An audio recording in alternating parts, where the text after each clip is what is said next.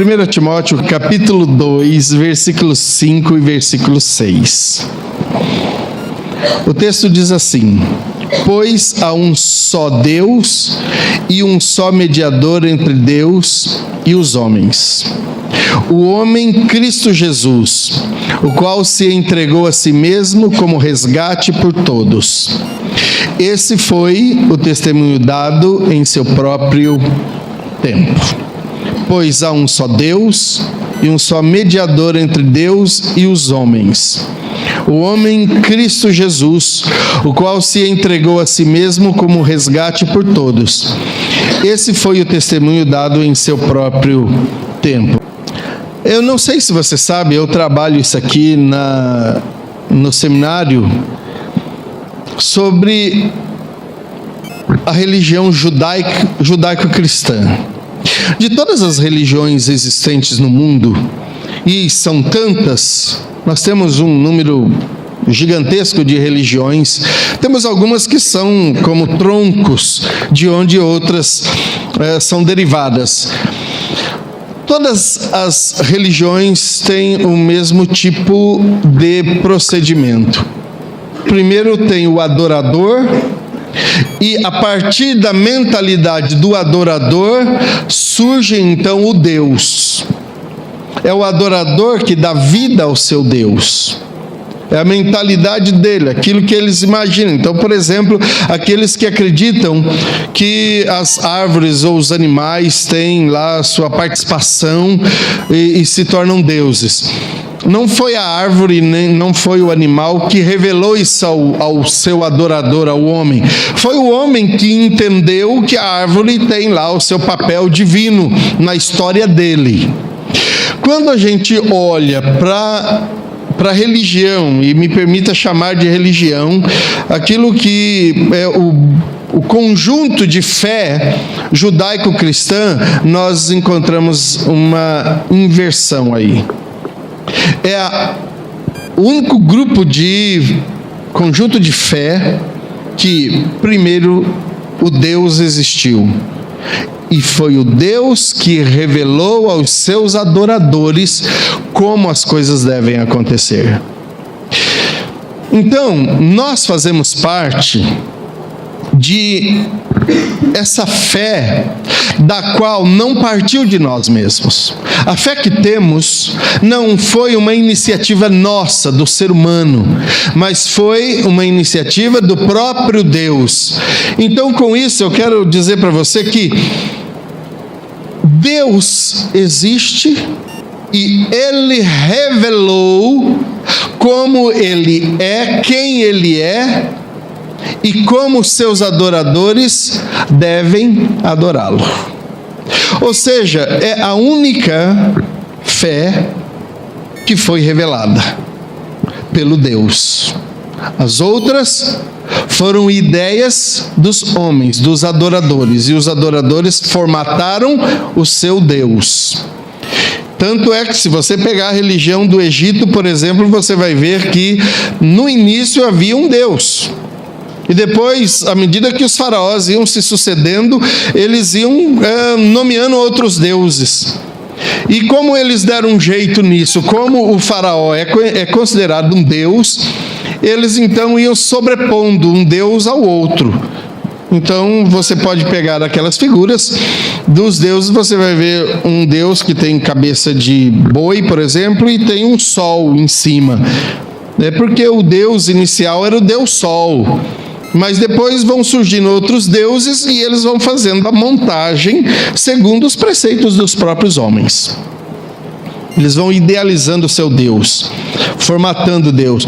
Aqui é o contrário. A Bíblia nos mostra que Deus se revelou ao homem. A iniciativa da revelação foi dele. Nós não criamos Deus. Por isso que nós não temos imagem, nós não temos uma figura de Deus, nós não temos algo que podemos projetar, como de dizer, esse é o nosso Deus, porque Deus assim quis que nós não tivéssemos uma imagem de como Ele é. Tanto que dizer que Deus tem mão é simplesmente para atribuir a Deus uma possibilidade da gente entendê-lo, mas Deus é Espírito. Não, necessariamente Deus não tem mão, porque Ele é Espírito. Mas como é que eu entenderia a verdade que Isaías diz que Deus sustenta todas as coisas na sua mão? Ficaria bem difícil se nós não dessemos ou não darmos a Deus essas partes essenciais para que o entendêssemos. Como os olhos, como a mente, como o coração, como os pés, ou coisas desse tipo. Então Deus deu um conjunto de como você e eu devemos nos comportar diante dele. E é sobre um aspecto desse só que eu quero tratar com você nesta noite, que é o texto de Romanos capítulo 6, versículo 23. E aí você vai entender o porquê de Timóteo capítulo 2, 5 e 6 que lemos aqui, que é o texto base da nossa palavra. No livro de Romanos diz, pois o salário do pecado, 6:23 diz, pois o salário do pecado é a morte, mas o dom gratuito de Deus é a vida eterna em Cristo Jesus, o nosso Senhor. No capítulo 3 de Romanos, do versículo 10 ao versículo 18, diz assim, como está escrito, não há nenhum justo, nenhum sequer, não há ninguém que entenda, ninguém que busque a Deus. Eu estou lendo Romanos capítulo 3, verso 10 até o 18. Não há ninguém que busque a Deus, todos se desviaram, tornaram-se juntamente inúteis, não há ninguém que faça o bem, não há nenhum sequer, suas gargantas são um túmulo aberto, com as suas línguas enganam, veneno de serpente está em seus lábios, suas bocas estão cheias de maldição e amargura, seus pés são ágeis para derramar sangue, ruína e desgraça marcam seus caminhos e não conhecem o caminho da paz. Aos seus olhos é inútil temer a Deus. Paulo termina o versículo 18 fazendo essa afirmação. Aos olhos daqueles que estão distantes de Deus, é inútil temer a Deus. Ou seja, Deus estabeleceu um conjunto de formalidades e de atitudes que eu e você, que temos a intenção de adorá-lo, que queremos adorá-lo, que nós precisamos praticar. E Deus só receberá o nosso louvor ou o nosso culto se for daquela forma. Não é do jeito que nós imaginamos. Nós não podemos adorar a Deus com as nossas intenções e da forma com a qual nós imaginamos que Deus vai se agradar. Deus já nos revelou como Ele quer ser adorado e aquilo que desagrada a Ele também, obviamente. Então eu devo saber, como adorador de Deus, por causa da revelação, como eu devo adorá-lo e como eu não devo adorá-lo. Adoração que será aceita e adoração que não será aceita, não há novidade nisso. Não há nenhum fato novo que você possa dizer, não sabia disso. Sim, todos nós sabemos. Se seguimos ou não a Deus, se servimos ou não a Deus, se observamos ou não os valores espirituais, mas nós sabemos. Eles nos foram revelados. O próprio Paulo diz que as coisas, tanto as coisas invisíveis como as visíveis de Deus, estão aí livremente para qualquer pessoa perceber e entender naquilo que foi criado. Na própria criação de Deus, eu posso discernir as coisas de Deus. Bom, se o texto de Romanos, capítulo 6, verso 23, diz que o salário do pecado é a morte, e se Romanos, capítulo 3, estiver certo, como evidentemente está, nós estamos com um grande problema diante de nós. Se o salário do pecado é a morte, e se nós somos pecadores e que não há justo sequer, então nós estamos com um grande problema na nossa vida. Além de estarmos com um grande problema, eu quero piorar a situação. Nós estamos mortos diante de Deus. Nós não só temos um grande problema, Nós não temos alternativas diante de Deus. Não podemos fazer nada com relação a isso. Porque por mais esforçado que eu seja para fazer as coisas corretas ou corretamente, socialmente corretas, politicamente corretas e até nos relacionamentos interpessoais, por melhor que eu seja, isso vai ser insuficiente diante de Deus, pois o pecado está arraigado na minha vida. Nós nascemos pecadores. Nós não somos pecadores porque um dia nós pecamos. Nós pecamos porque um dia nós fomos gerados do pecado. Então a minha natureza é de pecar. O ser humano peca porque naturalmente ele é assim. Não precisa fazer força nenhuma para pecar. Nenhuma pessoa precisa se esforçar para pecar. Nem o crente. Nem o crente mais confesso, mais fiel a Deus, precisa fazer força para pecar. Por exemplo, é só parar de buscar o Senhor, está pecando. É só sermos omissos com a pregação do Evangelho, nós estamos pecando contra Deus.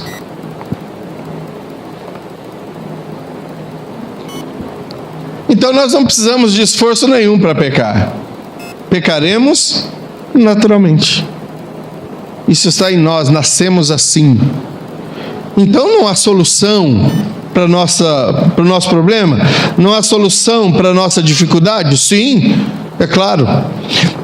Como eu disse para você no começo, na revelação que Deus nos deu sobre como devemos adorá-lo e o que devemos evitar, Ele também considerou como resolver essa situação. Você já ouviu falar de litígio?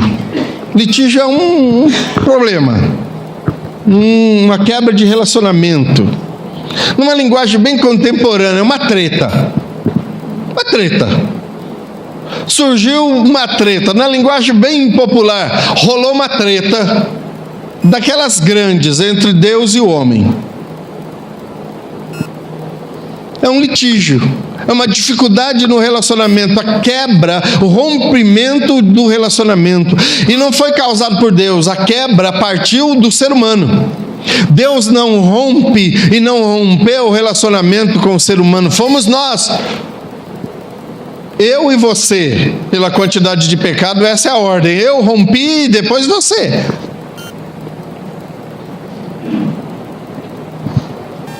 Então houve o litígio, uma inimizade,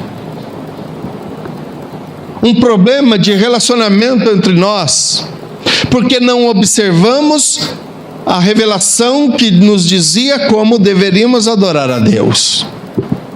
E pecamos, e em consequência disso, morremos. A Bíblia, no livro de 1 João, capítulo 3, versículo 4, diz que o pecado é uma transgressão da lei, ou seja, daquela revelação. Quando a pessoa peca, ela está transgredindo esta lei. No livro de Deuteronômio, capítulo 9, versículo 7, no capítulo 1 de Josué, versículo 18, também diz as mesmas verdades. No texto que lemos de Romanos, capítulo 3, verso 10, nos é fácil identificar que o pecado se interpõe entre nós e Deus. O pecado interpõe, nos impede de vermos.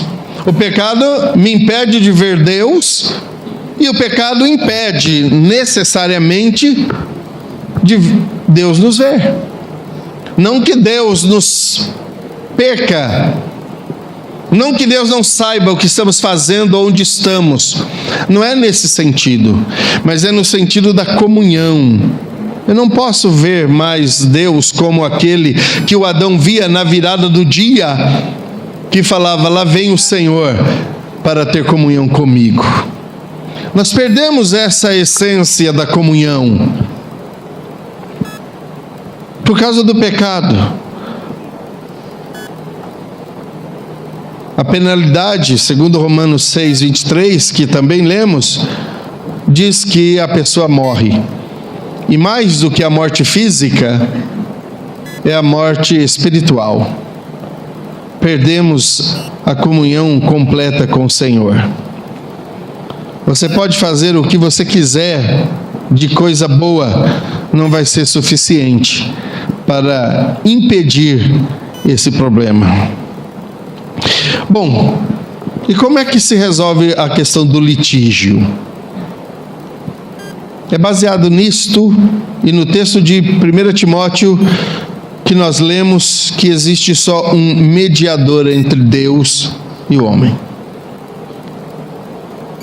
É na pessoa do mediador que eu quero pensar com você.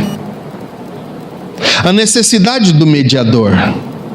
Algumas definições de mediador. Mediador é o elo entre duas partes distintas, que normalmente se opõem. O mediador tem o papel de intervir na comunhão entre as partes conflitantes, com o objetivo de chegar a um acordo ou conciliação. Esse é o papel do mediador. Para que a função do mediador seja justa, este deve ser totalmente imparcial durante o processo de mediação entre as partes. Não pode ser qualquer pessoa para ser mediador. Uma das características, ou talvez a principal característica do mediador, seja a capacidade de promover paz. Não dá para ser mediador aquele que tem pavio curto, aquele que tem sangue nos olhos. Como é que ele vai mediar as coisas se ele vai irritar logo de cara com a resposta de alguém que fala: oh, você aceita o Senhor? Fala, que termos?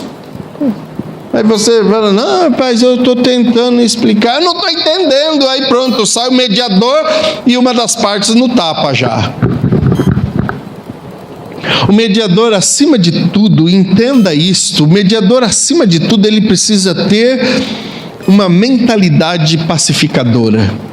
Por isso que quando a gente lê o texto de Isaías, a Bíblia diz que o Senhor Jesus, Ele é o príncipe da paz. Não poderia ser outra pessoa, não dá para ser qualquer um.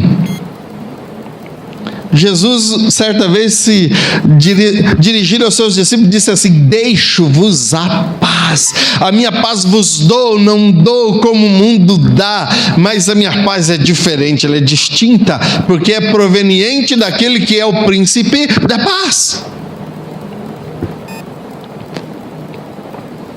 Não dá para ser qualquer um. Por isso nós não temos nenhum outro mediador. Quando Paulo escreve a Timóteo dizendo: nós temos um único mediador. E eu quero mostrar para você, pela palavra, por que Jesus é o único mediador. Por que não há outro? Nem homem, nem mulher que possa fazer a mediação. Primeiro, porque ele precisa ser imparcial. Qual outra pessoa, sendo Deus, para entender o lado de Deus, nasceu entre os homens para entender o lado dos homens? Qual outra pessoa? Você conhece alguém que era Deus e que nasceu aqui entre os homens, se tornou homem? Não. Nenhum. O mediador precisa conhecer as duas partes. Jesus, unigênito do Pai, conhece tudo de Deus. E quando ele se encarnou, ele conheceu tudo do homem. A Bíblia diz no livro de Isaías, capítulo 53, que ele era homem de dores e que sabe o que é padecer. E que os homens, olhando para ele, diziam uns para os outros: este é um condenado. Este está sendo pisado por Deus. Mas o texto que é a revelação do Senhor, continua dizendo: mas ele foi ferido por causa dos nossos pecados, pelas pisaduras deles, nós fomos sarados. A culpa nossa estava sobre ele, por isso ele era considerado uma pessoa a quem Deus estava tratando de forma pesada, com juízo, porque o meu pecado e o seu pecado estavam sobre ele. Por isso ele foi desprezado entre os seres humanos, por isso ele padeceu dores, por isso ele sofreu. Nenhum outro nome pode ser mediador entre Deus e os homens, para resolver o litígio, para resolver a treta. Nenhum outro. Pode procurar na história da humanidade. Quem fora suficientemente santo, digno, justo, imparcial, que pudesse intervir entre o litígio do homem e o seu Deus.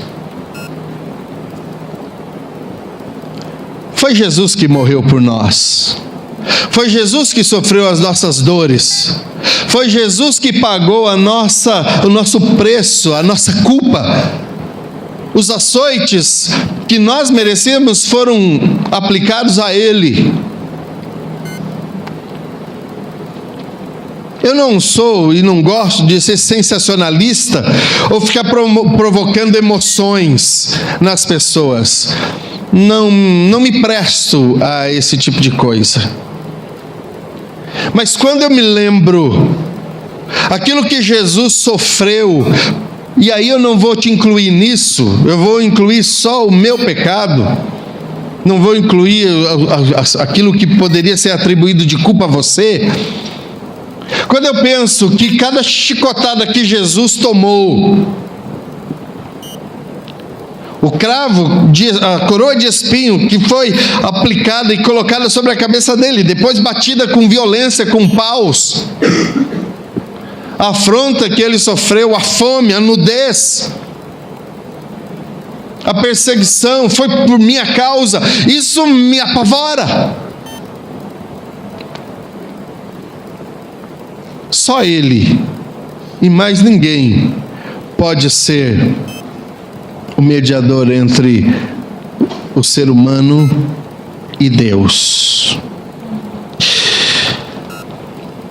No livro de Salmo, capítulo 103, ou Salmo 103, verso 13 e 14, diz assim: como um pai se compadece de seus filhos, assim o Senhor se compadece dos que o temem, pois Ele conhece a nossa estrutura e sabe que somos pó. Jesus conhece as limitações do ser humano. Cada dor que você sente, Ele sabe. Cada angústia que você sofre, Ele sabe. Ele entende.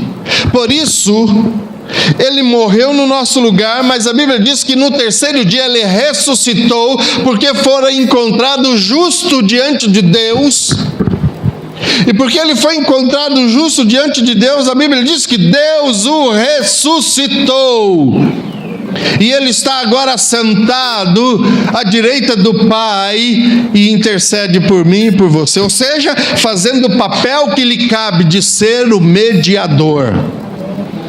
Quando Deus pede o litígio e quando Deus se dirige ao homem dizendo: você pecou e você deve permanecer morto, Jesus intervém e diz: Pai, mas eu cumpri a pena dele, eu morri no lugar dele. Você consegue entender esse papel? Aqui está Deus e aqui está o homem, e a treta no meio, e o litígio, e a inimizade, e Jesus se interpõe, Ele se coloca no meio, e Ele vira para o homem e diz: homem, você precisa entender que eu morri no seu lugar, Mas você precisa admitir isso, que não há outra possibilidade para você ter de novo comunhão com o Pai, se não for através da minha vida, se não for através do meu sacrifício.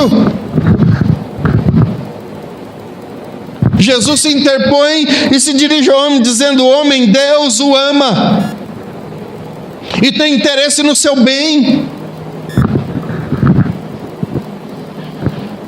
Você, homem, não quer se reconciliar com Deus? E o Senhor se dirige ao Pai e diz: Pai, perdoa-os, porque eles não sabem o que estão fazendo. Pai, olha as minhas mãos, olha as marcas, eu paguei a culpa deles, eu sofri no lugar deles. Pai, recebe-os através de mim, assim como o Senhor me entendeu e me justificou, recebe-os através da minha vida. É isso ser mediador, é isso promover a paz. Foi isso que Jesus fez, e é isso que Jesus continua fazendo, e está fazendo hoje, neste lugar, tocando no seu coração e falando com você aí no seu lugar. Você precisa se reconciliar com Deus, mas não existe outro mediador, não existe outro mecanismo, ninguém pode intervir, ninguém pode resolver a treta, senão eu. O livro de Hebreus, no capítulo 9, verso 15, diz: por isso mesmo, ele é o mediador de uma nova aliança, a fim de que, intervindo a morte, para a remissão das transgressões que havia sob a primeira aliança, receba a promessa da eterna herança daqueles que têm sido chamados. Queridos, é por causa de Cristo que nós vamos morar no céu. Não há mérito e continuamos a não termos mérito para morar no céu. Você continua sem merecer o céu, eu continuo sem merecer o céu. O céu não é uma propriedade nossa, o céu é morada do Pai. Mas o Filho se interpõe como mediador perfeito, imparcial e glorioso, dizendo: se você quiser morar, eu vou à casa do Pai preparar lugar para vocês. Aqueles que quiserem seguir a mim, andar por mim, eu sou o caminho, eu sou a verdade, eu sou a vida, eu sou a porta. E quem quiser passar por mim, vai poder morar no céu com Deus. Essa é a única forma, não existe outra. Eu não consegui entender isso. Mais do que falar da janela, dona Alice, que os crentes não tinham o que fazer, eu era pior. Eu passava na frente das igrejas e gritava: pastor ladrão, seus crentes bestas, bando de tonto. Muitas vezes, em muitas igrejas eu fiz isso. Eu pedi para que você insistisse com seu amigo, com seu parente, para que ele viesse à igreja hoje. Sabe por quê? O meu amigo insistiu comigo, dizendo: Vandi, você precisa conhecer Deus. Sabe por quê? Porque a Bíblia, que é a revelação do Senhor, diz que Ele nos reconciliou em Cristo e nos deu o ministério da reconciliação. Você não só foi reconciliado com Deus, mas Ele deu a você o privilégio de reconciliar outros com o Cristo, que é o verdadeiro mediador. Você não tem só o dever, mas o privilégio de falar do amor de Deus para as outras pessoas, para que elas também entendam que Cristo morreu por elas e que Ele pagou o preço, e que agora está dizendo: venha para o Pai, mas tem que ser através de mim.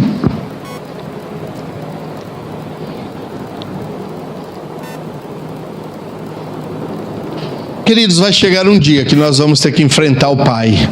E isso não tem escape para ninguém. Hoje você pode fugir de Deus. Você pode sair dessa igreja hoje e falar assim, não vou entregar minha vida para Jesus, não. Você pode. Você pode vir outro domingo, e você pode continuar fugindo de Deus. Você tem toda a liberdade de fugir dele, mas vai chegar um dia que você vai ter que enfrentá-lo. Vai chegar um dia que você vai ter que olhar para ele, olho no olho. Hoje você vira as costas, e pode virar as costas, não tem problema. Mas vai chegar um dia que não vai ter como, você vai ter que enfrentá-lo. Aqueles que entenderam o amor de Cristo e passaram por Cristo, vão receber o Senhor e estarão diante do Senhor com os seus olhos, olhando para o seu Criador e dizer, Senhor, estou aqui por meio de Cristo e por causa de Cristo eu estou na tua presença, louvado seja o teu nome, muito obrigado por isso. Mas aqueles que não quiseram vão ter que enfrentar Deus do mesmo jeito. E Deus vai olhar e falar assim, você sabia, porque eu revelei a você o que você deveria fazer. Você não fez porque você não o quis fazer.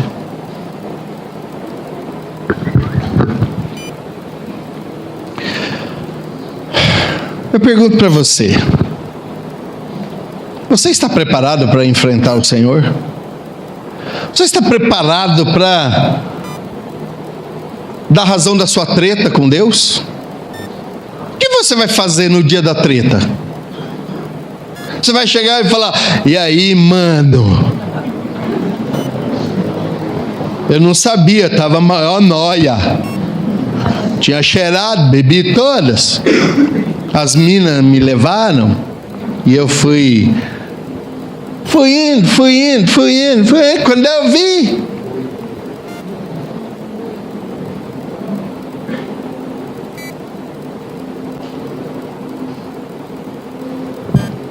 você vai continuar fugindo de Deus? Você vai continuar dando desculpas para Deus? Ou você vai dizer assim, Senhor, eu vou parar de lutar e de tentar resolver as coisas da minha vida do meu jeito, entendendo que não resolve. E você continua afundando na lama. Quer resolver a treta de vez? Quer resolver o litígio definitivamente? Quer ser amigo de Deus como cantamos? É preciso entregar a vida a Cristo. É preciso deixar que Ele governe a sua vida.